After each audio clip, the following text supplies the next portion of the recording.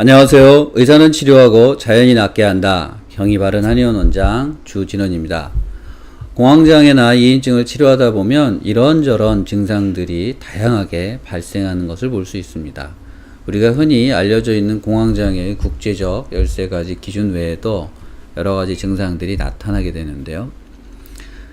그런데 이 중에서 말 못하고 고민할 수밖에 없는 그런 증상들이 또 있습니다. 그래서 오늘은 여러분들에게 먼저 한번 질문을 드리고 싶습니다. 혹시 공황장애나 이인증을 겪고 계시는 분 중에서 기억력이 떨어지거나 그래서 학습이나 업무를 하는데 어려움을 느끼거나 집중력이 떨어져서 또 그렇게 업무나 학습에 어려움을 겪으시는 분들이 혹시 있습니까? 제가 생각하기에는 저도 그런 것을 경험했고요. 또 제가 치료했던 분들 중에 많은 분들이 생각보다 그런 것들을 호소하고 계십니다. 자, 공황장애의 평가척도, 심각성 평가척도라고 하는 것을 보면 7가지 질문 문항으로 되어 있는데요. 그 중에 6번째 질문을 보시면 이것은 공황장애로 인한 직무수행 평가를 하는 것입니다. 자, 그런데 보면 질문이 공황 발작이나 예기불안 등으로 업무를 하는데 이제 얼마나 어려움이 있느냐라는 질문인데요. 이 질문 중에 평소처럼 빠르고 효율적으로 일을 처리할 수 있느냐라는 대목이 나옵니다. 또는 당신이 직무를 수행할 때 지금 뭔가 변화가 발생했는데 그것을 다른 사람이 눈치를 챘습니까? 또는 지적을 받았습니까? 이런 질문 대목이 나오는데요. 실질적으로는 불안과 공포 발작 때문에 업무를 못하게 되는 경우보다, 그래서 업무를 이탈하는 경우보다 실제 업무를 할 때 업무 이해도가 굉장히 떨어지거나 수행하는 속도가 떨어지게 됩니다. 왜냐하면 기억력이나 뭔가 일을 해야 되는데 깜빡하거나 또 집중해서 뭔가 이해를 하고 그 프로젝트를 수행을 하거나 학습을 해야 되는데 집중력이 떨어져서 잘 안 되는 것이죠. 이런 현상들이 발생을 하게 되는 것이죠. 그런데 이런 현상들을 본인들이 잘 말로 표현을 못하거나 혼자 고민하고 계시는 분들이 종종 있습니다. 자, 이와 관련돼서 제가 치료했던 환자분들 사례를 말씀을 드리겠습니다. 자, 첫 번째 사례는 40대 주부가 공황장애로 치료를 받았었는데요. 이분이 처음에 올 때 이런 질문을 하면서 왔습니다. 기억력이 너무 떨어져서 치매인 것 같아서 기억력을 회복할 수 있도록 치료를 하고 싶다고. 그래서 말씀을 들어보니까 최근에 뭔가 자기가 어떤 편하게 무의식적으로 그냥 편하게 했던 일들을 절차가 기억이 안 난다는 겁니다. 차분히 앉아서 생각을 하면 그런 것들이 다 기억이 나는데 그렇게 하기 위해서 앉아서 차분하게 하나하나 기억해야 되고 그러다 보니 시간이 걸리고 굉장히 피곤하다는 것이죠. 예를 들어서 요리를 하는데도 평소에 된장찌개를 그냥 아무 생각 없이 20년 동안 끓여왔던 것인데 최근에 그 절차를 하나하나 생각해야 된다는 것이죠. 그냥 갑자기 끓이려면 기억이 잘 안 난다는 것입니다. 그래서 된장찌개가 이렇게 끓이기 복잡하고 어려운 요리였는지 처음 알았다. 이렇게 얘기를 하시는 것이죠. 두 번째 사례는 이제 공황장애를 8년 정도 앓고 있는 30대 후반의 남성인데요. 이분이 해외에서 저희 블로그와 동영상을 보시고 문의를 해오셨습니다. 전화로 말씀 다 드리기가 어려워서 이메일로 본인이 불편한 것들을 보내달라고 했는데 몇 달간 답이 없다가 한 달 전에 직접 내원을 하셨습니다. 해외에서. 또 본인이 비행기를 혼자 탈 수 없어서 가족이 가서 데리고 온 것인데요. 왜 이메일을 보내지 않으셨습니까? 라고 질문을 했는데 본인이 컴퓨터에 앉아서 몇 번이나 자기 증상을 적어서 보내려고 했지만 단어 몇 개를 적고 나면 문장이 꼬여서 말이 안 되더라는 겁니다. 그리고 한두 문장 어렵게 쓰고 나면 더 이상 집중이 안 돼서 도저히 이메일을 쓸 수 없어서 몇 번이나 보내려고 하다가 포기했다고 하는 것이죠.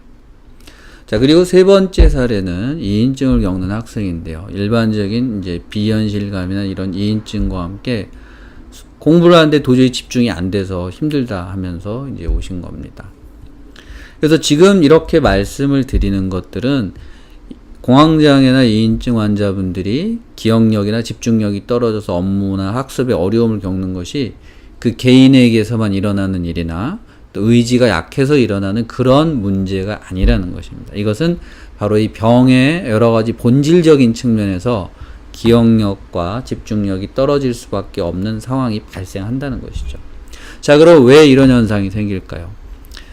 자, 우리가 정서나 스트레스라고 하는 것은 단순히 마음속에서만 벌어지는 어떤 형이상학적인 사건이 아니라 이것은 몸에서 반드시 반응을 나타내는 물리적인 현상입니다. 그래서 대표적으로 우리가 스트레스를 받을 때 나타나는 몸의 현상과 변화가 바로 많이 알려져 있는 이제 스트레스 호르몬이라고 하는 코티솔의 분비입니다. 자, 이것이 분비가 되게 되면 몸에서는 여러 가지 반응이 나타나게 되는데요. 가장 일반적으로 우리가 정상적인 반응은 코티솔이 분비가 되고 일정 시간 동안 우리 몸이 각성을 하고 대응을 하다가 일정 시간이 되면 코티솔 분비가 줄면서 다시 정상으로 돌아오는 것입니다. 그런데 우리가 이렇게 외부 자극과 정서적 자극과 스트레스를 받으면 코티솔이 분비됐다가 다시 돌아오는 이런 것들이 정상적인 거지만, 여러분들이 보시는 우측의 상단의 우측을 보시면 이제 빨간 선과 점으로 되어 있는 부분은 자극을 받았는데 분명히 우리가 스트레스 호르몬이 나와서 우리 몸이 대응을 해야 되는데 대응을 잘 하지 못하는 것입니다. 자, 그리고 하단에 있는 좌측을 보시면 이것은 스트레스를 받고 스트레스 호르몬이 일정 시간 작용하다가 다시 정상으로 몸이 돌아와야 되는데 이 스트레스 호르몬이 계속 분비가 되면서 몸이 계속 각성과 스트레스 상태에 있는 것을 말합니다. 자, 그리고 하단에 있는 우측은 스트레스에 대해서 우리 몸이 전혀 반응하지 못하고 있는 굉장히 병적인 상황이 되는 것이죠. 자, 우리가 지금 관심을 가지고 주의를 하고자 하는 것은 바로 스트레스를 받고 이 스트레스 호르몬이 계속 나오다가 일정 시간 동안에 소멸되지 않고 우리 몸에서 계속 분비가 되는, 계속 우리 몸 자체가 스트레스를 받고 있는 상황에 대한 것입니다. 자, 그러면 왜 이런 현상이 벌어질까요? 자, 우리가 정서적 자극을 받으면 이 정서적 자극을 받았을 때 모두 편도체라는 곳으로 수렴이 되고 여기에서 우리 몸에서 만드는 반응들을 명령을 내리게 됩니다. 뇌 하수체를 통해서 부신을 통해서 코티솔이라는 호르몬을 분비해서 말씀드린 여러 가지 몸의 대응 반응을 나타내는 것이죠. 자, 그런데 이렇게 코티솔이 많이 분비가 되면 우리가 해마라고 하는 기억을 만들고 저장하는 곳에서는 이제는 그만 분비해도 좋다라는 사인을 내려서 이것이 줄어들어서 정상화가 되는 것입니다. 즉 편도체와 해마라고 하는 것이 코티솔 분비를 자극하고 억제하는 그런 역할을 하게 되는 것이죠. 그런데 이제 어떤 이유로 해마의 역할, 해마가 이 스트레스 호르몬을 억제해주는 그런 역할을 제대로 하지 못하고 편도체 또는 편도체의 기능이 너무 강해서 감정적인 정서적 자극을 계속 만들어내게 된다면 이 스트레스 호르몬이 분비됐다가 소멸되지 않고 계속 지속적으로 분비가 되는 것입니다. 자, 그러면 이것은 왜 이런 현상이 발생하는 것일까요? 왜 이런 기억력과 집중력이 이렇게 스트레스 호르몬과 관련이 되어 있는 것일까요? 자, 우리가 해마라고 하는 것은 이제 외현기억이라고 해서 우리가 오늘 해야 될 일, 어제 있었던 일, 우리가 시험 공부를 한다든가 업무를 해야 되는 것들을 기억하는 것을, 또 공간 기억을 만들어내는 것이 바로 해마입니다. 반면에 편도체라고 하는 것은 이제 암묵기억이라고 해서 주로 정서적 기억을 우리가 가지게 되는 것입니다. 즉 우리가 자라를 보고 놀랐는데 그 다음에 소뚜껑만 보고 놀란다. 둥그런 뭔가 형태를 보면 바로 이제 우리가 놀랄 준비를 하고 준비를 해야 된다라고 하는 그런 기억들을 편도체가 가지게 되는 것이죠. 그런데 이 코티솔이 많이 또 지속적으로 분비가 되면 이 해마를 위축을 시키게 됩니다. 즉 해마가 위축이 돼서 기억력이 당연히 떨어질 수밖에 없고요. 오히려 이 코티솔은 편도체의 기능을 강화하게 됩니다. 그래서 우리가 작은 일에도 사소한 일에도 잘 놀래고 정서적으로 반응하게 되고 우리 몸이 예민해지는 그런 상황이 발생하는 것이죠. 그래서 요약을 하자면 우리가 계속 지속적으로 스트레스 상태, 불안과 공포나 우울 상태에 있게 되면 기억력이나 집중력은 떨어져서 학습을 하는데 업무를 하는 데는 어려움이 생기고 깜박깜박 하면서 우리 몸과 마음은 예민해져서 작은 자극에도 놀래고 짜증내고 불안해하고 슬퍼하게 되는 것이죠. 자, 그래서 이러한 현상들이 나타나는 것을 한방에서는 이제 간기울결이라고 합니다. 즉, 말씀드린 이 편도체에서 벌어지는 이런 감정 기억과 코티솔의 분비는 우리가 의식해서 우리가 만들어내는 것이 아니라 무의식 속에서 우리의 감정 기억 때문에 계속해서 산출이 되는 것이죠. 우리는 이것을 거부하려고 해도 이런 것들이 계속 무의식 속에서 만들어지는 것입니다. 그러다 보니까 우리의 감정과 코티솔 분비에 따른 우리의 신체적인 여러 가지 각성과 불편한 증상들이 나타나게 되는 것이죠. 그래서 이런 것들을 바로 한방에서는 증후군들을 이제 간기울결이라고 표현을 하게 되고, 이것을 위해서 여러 가지 치료법들을 이제 고안을 하게 되는 것이죠. 자, 그러면 우리가 결국 이 기억력이나 집중력이 떨어지는 원인을 말씀드린 대로 해마의 기능이 위축이 되고 편도체의 기능이 강해지는, 한방에서 말하는 이제 간기울결의 상태 때문에 그렇다고 볼 수 있습니다. 자, 그래서 이것을 치료하는 방법은 바로 이 간기울결을 해결하는 것이 되겠고요. 코티솔의 농도를 낮추는 것이 되겠습니다. 한방에서는 이 간기울결을 치료하는 것을 화법이라고 이야기를 하게 됩니다. 즉, 조화를 시키는 것입니다. 우리가 의식과 우리 무의식 세계, 우리에게 이제 억눌린 감정이나 잊혀진 기억들을 찾아서 내가 어떤 것에서 공포를 느끼는지를 찾아내고 인지를 시키는 것이죠. 그리고 앞서 말씀드린 이제 뇌와 부신과 스트레스 호르몬을 이제 조화시켜 주는 것입니다.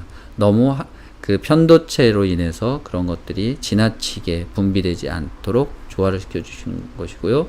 또 이제 교감신경과 부교감신경계를 조화를 시켜 주는 것이 되겠습니다. 그래서 한방에서는 이제 지금 21세기에 오늘날 또 우리가 현대인들도 스트레스가 많지만 우리가 지금도 도처에서 많은 전쟁이 벌어지고 있죠.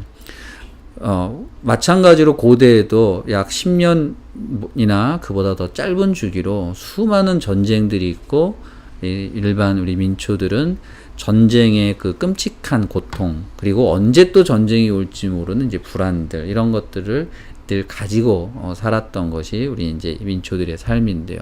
이제 그러다 보니까 바로 이 간기울결 상태를 가지고 살았던 것이고, 한방에서는 이것들을 해결하기 위해서 여러 가지 이런 방법들을 개발을 했던 것입니다.